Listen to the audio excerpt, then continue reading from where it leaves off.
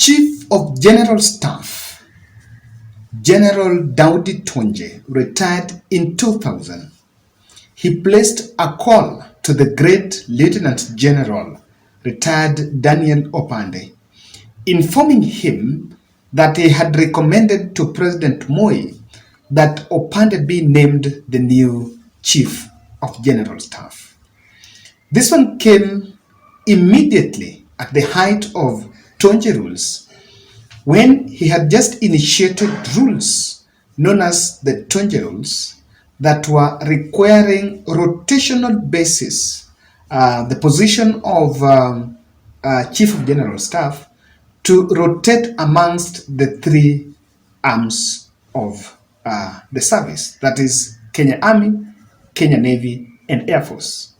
And because he had retired, Lieutenant General Opande was supposed to be the new Chief of General Staff. But what followed next is Opande received, Lieutenant General Daniel Opande received a call from the then African UN United Nations Secretary General, the late Kofi Annan, asking him to take an appointment to lead the UN as the UN Force Commander in Sierra Leone, a position he took until 2003, when then he moved to Liberia. What am I talking about? Welcome to the Bold Analysis. I want us to delve deep on what the message can we get from the military doctrine. In the height at the time, General Ogolla, the surprise pick of General Ogolla as the new CDF that has placed him in a very prime position. Annan asked for Opande, and Moi knew very well that if Opande was remain there, he was supposed to take up the position. But he missed it by that appointment and was made available to the UN, despite the fact that Kofi Annan had been asking before, but Moi had refused. Now, in his book, he's talking about, could be that was made due to some obvious reasons, or rather profile, or his profile by then. He was supposed to be promoted to Foster General, then take the CDF position. Now, ladies and gentlemen, I want us to relook the Tonje rules keenly, because it opens a book. It's an open check for the country to look and ask whether it is something that we can have a look at. Before I delve deep into that, I want to ask you that we are having a very amazing traffic. I've just realized we have tracked 100,000 views in a single day, in 24 hours. So we have very good traffic, and we are opening advertising opportunities. By the way, you can slash 10% from the charges, so that as the Bold also grow, also your brand gets that visibility. So get in contact with us, and we shall have a deal so that we also promote other brands in this podcast. Let's get back to Tonje rules. It's a decade-old doctrine that made military succession and transition seamless, making it one of the most independent institutions in the history of this country. And I understand one other thing that came with it is that he actually disbanded the Kenya Women Corps and integrated the women into the main units of the military, and even allowed the female soldiers and to marry, to allow the soldiers, female soldiers to marry and have children while in the service. Appointment of General Ogolla as the new CDF found me at home. And by that I can just say it doesn't add any value to this podcast, but we come from the same village, by the way. He also comes from Lagos, Siaya, where I'm also born, so it's a walking distance to home. And I was home by then, bit of a lot of celebrations back home.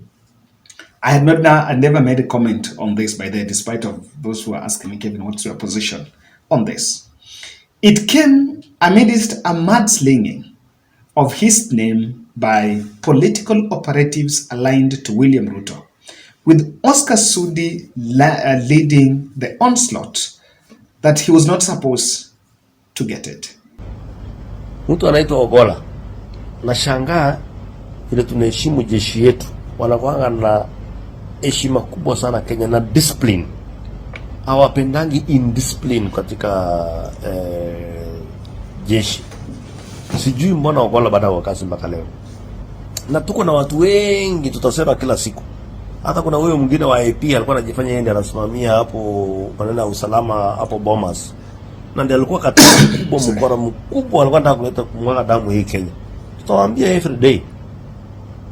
Lakini kitu tunataka tuambie wa Kenya, msikubali na tutawahi mwaga damu kwa sababu ya hao wajinga. Ukishindwa kura kwenda nyumbani. Wacha kwenda kuungana pale kusema unajua tukifanya hivi itafanyika hivi, tukipanga hii itafanyika ile. Mungu ni mzuri sana. 207 208 tuliona maneno ya haifai. Juzi walikuwa wamepanga sana. Sijawahi kuona kwanza president mwenye amekuwa current president alafu akaenda opposition. Hii ni maajabu. But anyway, Ogolla na Kioni.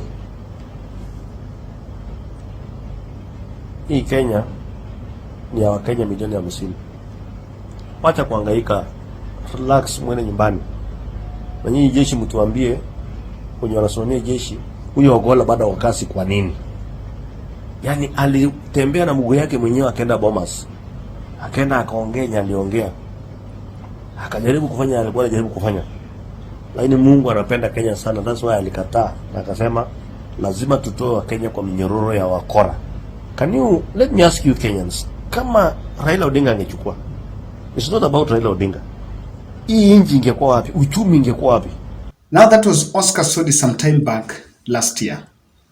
I disagree partially with those who put an argument that Ruto had other options to pursue and drop Ogolla, because I think he was constrained by the Tonje rules.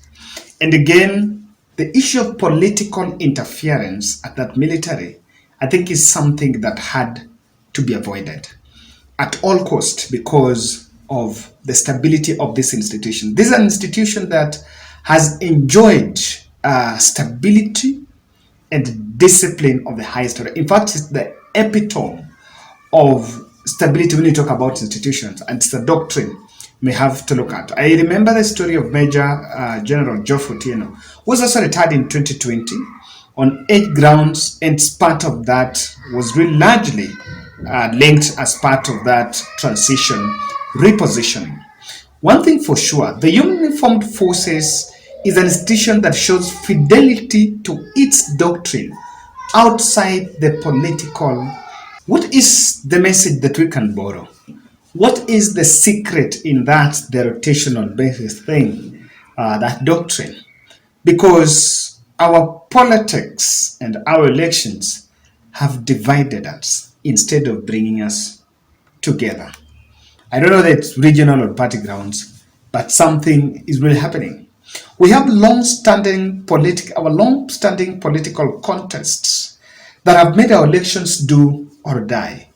When you see after elections leaders coming out to say clearly in full glare of cameras that those who voted for the administration of the day are shareholders, and those who do not vote, or who did not vote for the government of the day, are non-shareholders.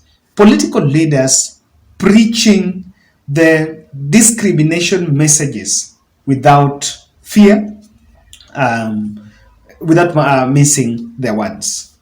What will help us to immunize ourselves, our political leadership, and from the political interference, the political correctness? When William Ruto came into power, we saw a lot of reshuffling of key parastatals and organizations and ministries, where really the tribal reshuffling took a big angle. As we talk now, there is a big debate in this country on how people that come from president's tribesmen are holding plum positions in government while really being rumored that some seems to have been kicked out. What do you think can help us immunize this? And is it about a point we borrow a leaf, one or two, from what the uniformed forces are doing? Ladies and gentlemen, I don't know what's your thoughts on this, because that was the gist of this podcast. The country is stagnated by politics of exclusion, bringing regional marginalization, where we have made the currency of our politics preaching exclusion, preaching marginalization. I remember in the last general election, quite a number of politicians went to Mount Kenya and they told the voters there that Uhuru Kenyatta rerouted budget for construction of some road in Mount Kenya to Kisumu. And in the sense, they were trying to preach a message of the region was marginalized. If you look at the western and the Nyanza regions and partly part of the coast, there have been a perennial message on marginalization, and that has been used over time to hold grip of the masses. Now, this has really stagnated us, and in frequent perennial elections, successive elections, it is something that normally is served on the table to wipe the emotions. Should we bridge the gap by expanding the executive size? I think the BBI that was stopped by the courts by then envisioned this, and Uhuru Kenyatta and Raila Odinga tried to propose expansion of the executive is one of the strategies to bridge, or rather to finish, to bring an end to winner takes all. And to the other side, it did not mean that even if it is expanded, the prime minister and the vice president and the president will come from different tribes. But then we are all in agreement that due to this spirit of exclusion and marginalization, something needs to be done. The military are showing us that some rotational basis, is something that has been their biggest strength to hold together. And I can tell you that General Badi has been retired, and immediately Nani was promoted. He's going to be there for 1 year. Then I think he's going to retire by next year. Then he's going to pick, immediately he retires, someone from the Air Force who was then promoted is going to be promoted to Foster General and then takes up that position until the end of the 4 years. Then it will be rotated, or rather the 4 years then to get to someone. But when you interfere with this, imagine a situation where military is destabilized. There are things you don't even want to imagine about. So this, according to me, can also be institutionalized, that a rotational card, I don't know on what form, regional political parties, or I don't know, I'm not yet sure how it can be done, but even on regional basis, this can be institutionalized to help manage manage transitions at institutions. Giant government offices, let us just be very frank. When you cover many stories, when you read newspapers, you will see stories where men, kill other people simply because of scrambling for positions. But when we have a clear transition on how this is managed, we'll actually look at KRA, the disruptions that have affected the smooth running of the institution, simply because there were some changes that were made under the guise of political correctness. So we've made our politics put politics in everything. So that if we put politics in everything, what is stopping us from having a debate about rotational basis if the political leadership is talking about shareholders and non-shareholders? How do we immunize ourselves from this? How do we shield these offices? How do we shield our politics from discrimination, fears, and exclusion? How do we immunize? Why don't we borrow something? Is it about time we borrow something from the military? Lastly, this can also bring an end to perennial tyranny of numbers that is often abused by powerful and those who've got resources that can mobilize numbers, and it actually elevates non-competent leaders into higher offices. A very good example now here is we had Kumi Yangu Kumi Yako. Kumi Yangu was on the merger between the two tribes, and the Kumi Yako was, I remember the 2022 campaign. There are those who said we are voting for William Ruto, not because of any other reason, but we don't want to, he voted, he supported us, and must support him. The same discussion is going on the side of the Azimio la Umoja, that if Kalonzo Musyoka presents a candidature, then Kalonzo Musyoka stands the chance of inheriting Raila Odinga's voting base simply because of, we've supported it. But I think it doesn't work. I think on the Azimio side, it doesn't show the good example. The other side here is where someone sits and knows that his political playbook is, if I get Kalenjin and Kikuyu together, I'm getting to presidency. You can look at how the hate messages are now being propagated in the mountain against Raila Odinga under the guise of making sure I hold grip of the mountain, and probably go to Rift Valley and tell them that I supported William Ruto, you need to support me. But this is a playbook. This is a decade-old playbook that we must also look at. How can we come out of that choking poison? Ladies and gentlemen, what are your thoughts? My position here is the kind of stability that military has enjoyed, the secret has been the Tonje rules, the rotational policy on the Tonje rules. What can we do? How can we replicate that in our political space, at least to see if we can have